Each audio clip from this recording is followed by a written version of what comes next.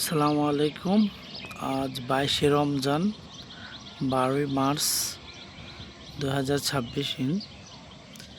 আজকের সকালটা অনেক সুন্দর একটি সকাল। ভোরটা অনেক স্নিগ্ধ হাওয়া, প্রশান্তির ছোঁয়াময় একটি সকাল।